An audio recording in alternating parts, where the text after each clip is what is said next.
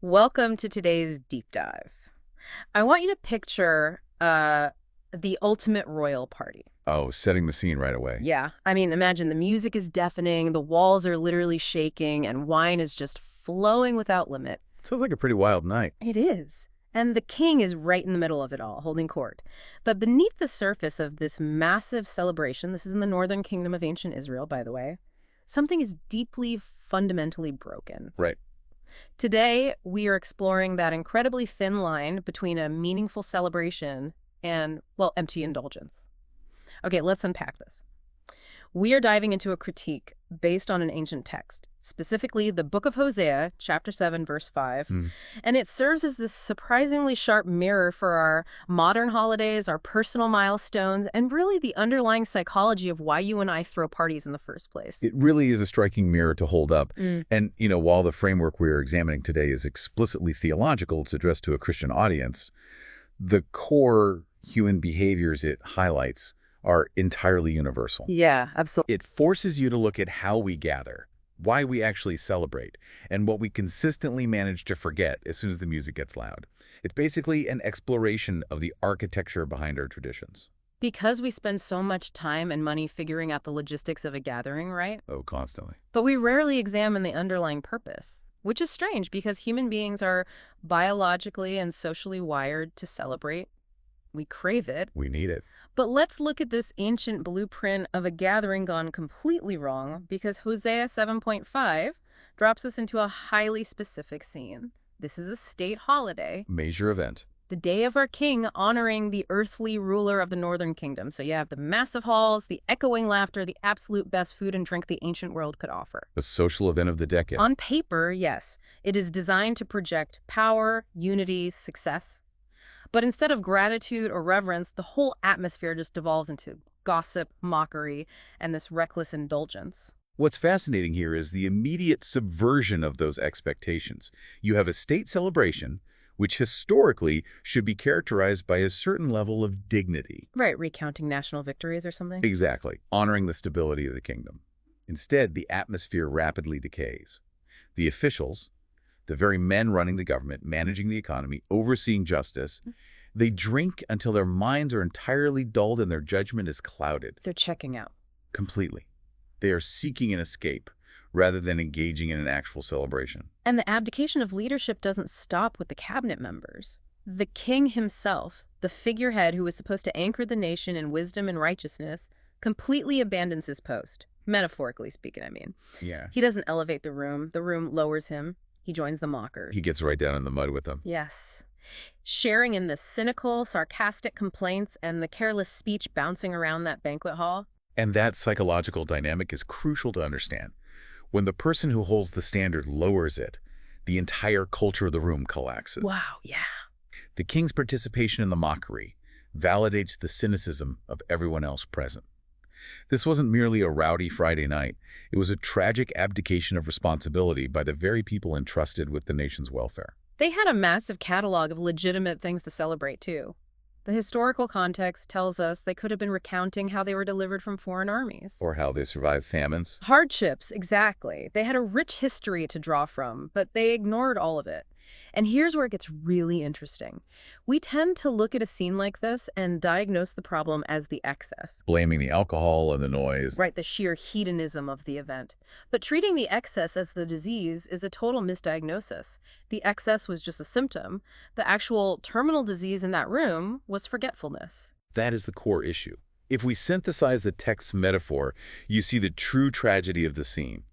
The ancient Israelites were burning enormous amounts of resources to celebrate earthly rulers, while entirely neglecting their true king. They developed this profound spiritual amnesia. Precisely. They forgot the God who had actually delivered them from those enemies, the God who sustained them through the wilderness, and established their nation long before any earthly king ever sat on a throne. I want to show this quote from the text because the imagery is just so striking.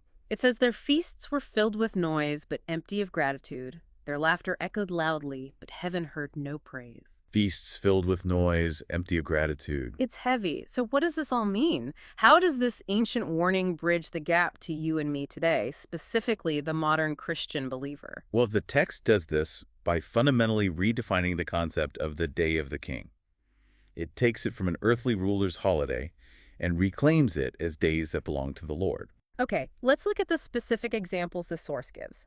Starting weekly, we have the Lord's Day, gathering to worship and remember Christ's resurrection. Right.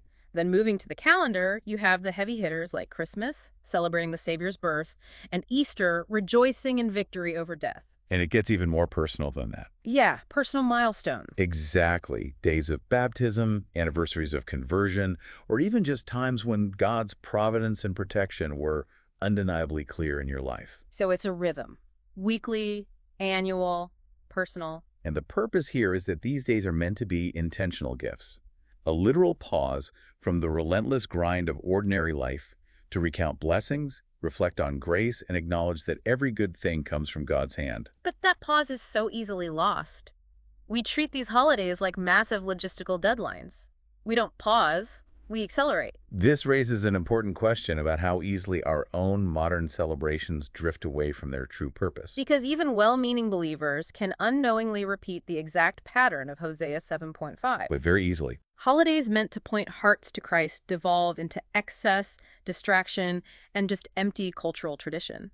The symptoms of this drift are so clear when you put the ideal next to the reality. Indulgence completely replaces gratitude. Gossip replaces reflection. Careless speech replaces reverence. Yeah, the text even specifically points out that this careless speech often looks like criticizing fellow believers or tearing down church leaders right over the holiday meal. It's the exact same psychological mechanism as the ancient king joining the mockers. It really is. The outward machinery of the tradition is fully operational. The meal is cooked, the decorations are up, the celebration continues on the surface. But the inner architecture, the heart of the worship, is completely lost. Which is terrifying because it means you are throwing the party, but the guest of honor isn't even in the building. Noise without the praise. Exactly. But I want to enthusiastically clarify a crucial point from the text here, because the immediate assumption is that to avoid indulgence, you have to embrace a sterile, miserable kind of holiness. That you have to stop having fun. Right. But joy is not the enemy here. True celebration does not reject joy.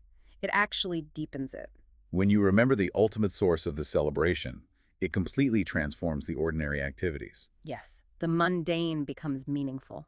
According to the text, when the heart remembers God, a shared meal is no longer just eating.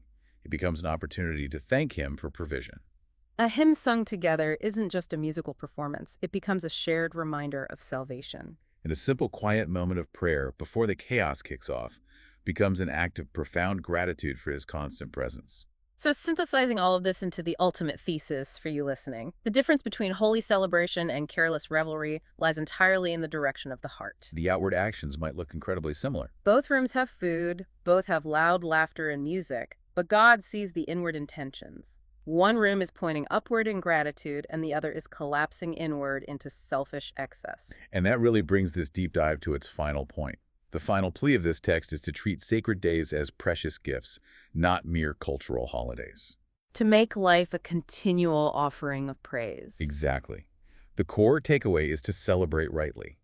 And celebrating rightly means doing so with pure joy, sincere gratitude, and a constant remembrance of why you are gathered. That fundamentally changes how we evaluate a gathering. And I want to leave you with a final, lingering thought to explore on your own as you think about your next major holiday or personal milestone. A thought experiment. Yeah, because if so many of our modern celebrations are judged by how perfectly they are executed, the food, the decorations, the photos, what would it look like to intentionally plan a gathering where success is measured entirely by how much gratitude was expressed? Even if all the external details went completely wrong. Exactly. Imagine the food burns, the decorations fail, the photos are ruined, but the gratitude around the table is so genuine that you walk away knowing it was a perfect celebration.